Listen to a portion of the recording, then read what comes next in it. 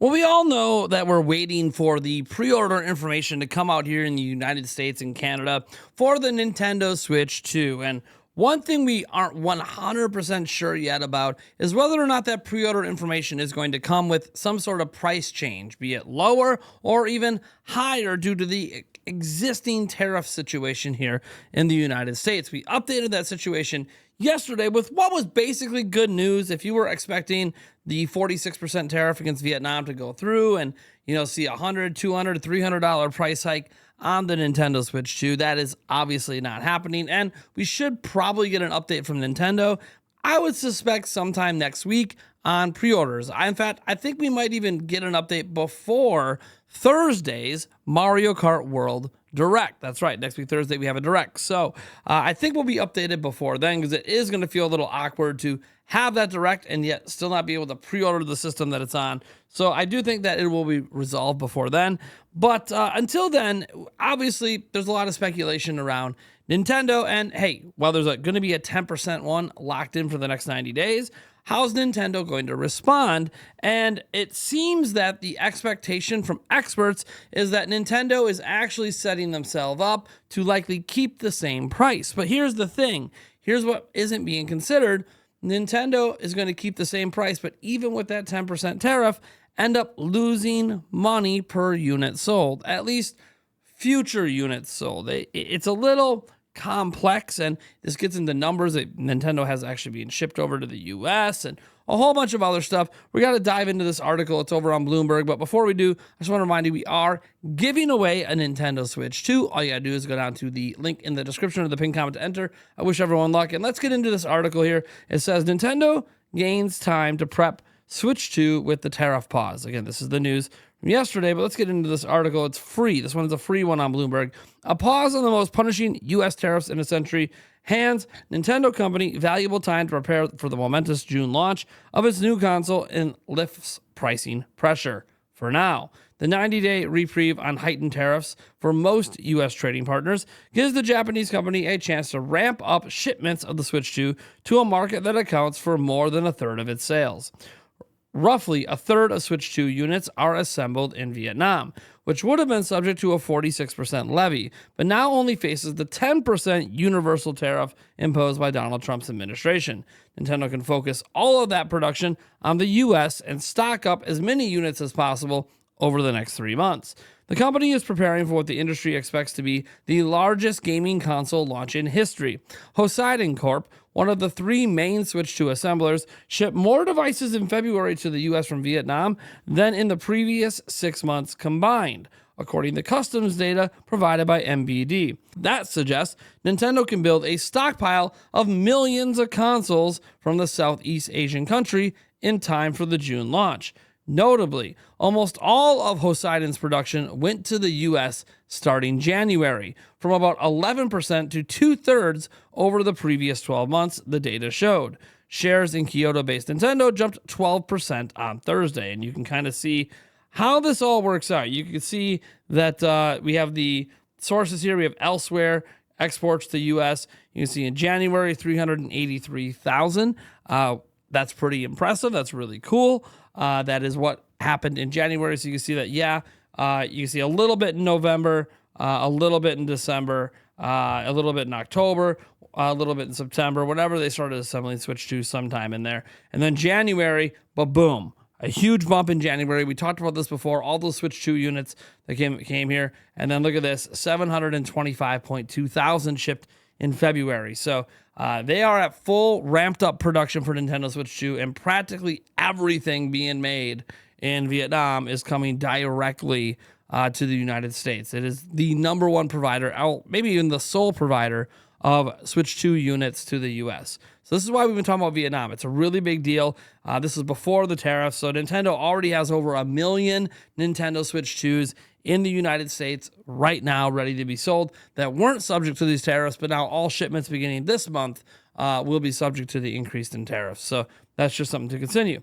Now, there's no plan B for the company beyond the $450 Switch 2, which will soon be the key platform for its popular game franchises. Nintendo is diversifying its business to better tap a rich library of intellectual property and beloved characters via film, merchandise, and theme parks. But to do that, it must have a thriving platform and expanding user base.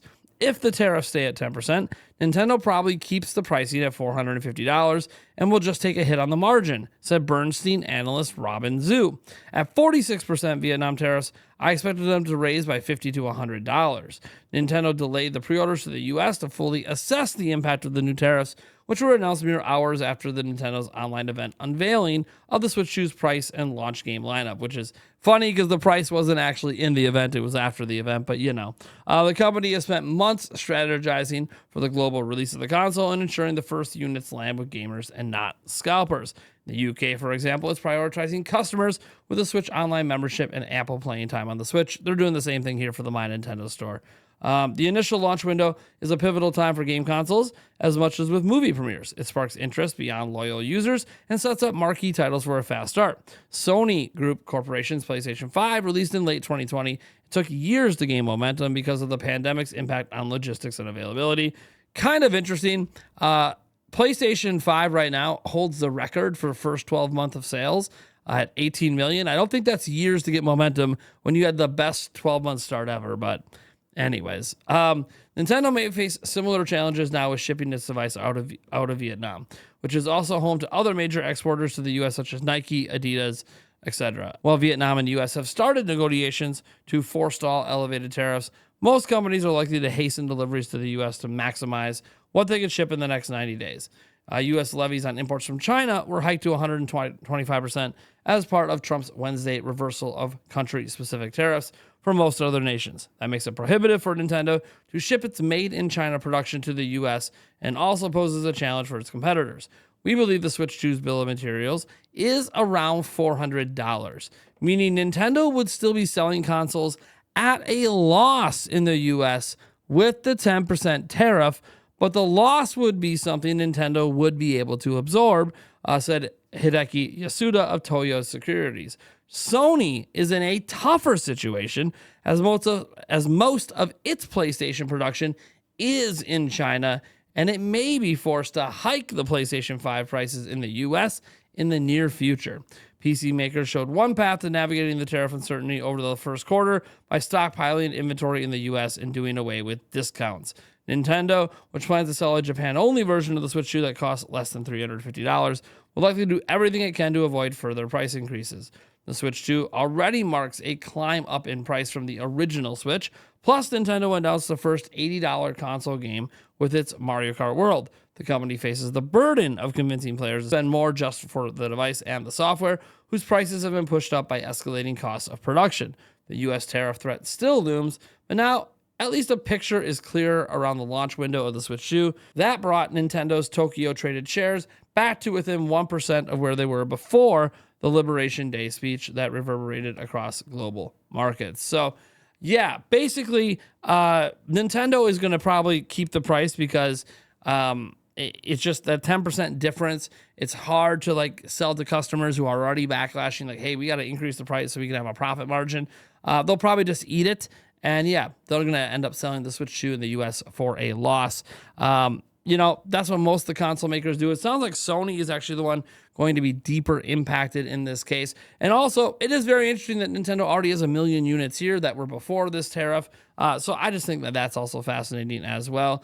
Also, there's a thought process that I believe the tariffs were already at 9% in Vietnam. So Nintendo was already at $450, assuming their projection is correct that it costs roughly $400 to assemble and ship the dang thing to the U.S., trying to leave that room for play. Well, you toss that tariff on, suddenly Nintendo was making a profit at $450, but only barely, increasing that by 1%. Probably takes away whatever profit margin was left on the system, but it's not like Nintendo's probably going to change price at that point, right? Going from 9% to 10%. That being said, we have to look at something else that is also exciting, and exciting only because, look, any new tidbit we can get about Switch 2 is, and this is factual, we get a little bit of a look at the Switch 2 user interface. This was posted over on the Nintendo Switch 2 subreddit. You can see the Switch 1 one, and then you see Switch 2. Again, not a whole lot different. We know at this point they're basically using the same operating system. It's just been modernized and updated.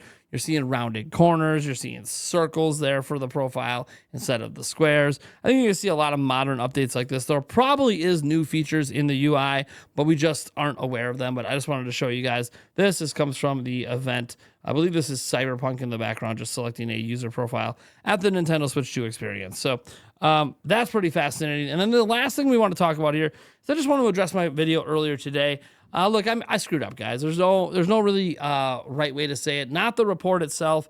I do trust Thundershash's ability to be able to tell the difference between an Alps control stick and something using some sort of magnetic sensor, whether it's Hall effect or TMR or some sort of custom tech Nintendo developed. So I am fully on board with the actual report as it is, but there were statements I made in that report that just were incorrect about the term Hall effect. And while I did update in a pinned comment with our giveaway link and just updating, basically thanking the audience. One, I want to thank the audience again for pointing this out. Obviously, I kind of rushed that video out, which goes against the idea of delivering misinformation that I've been talking about.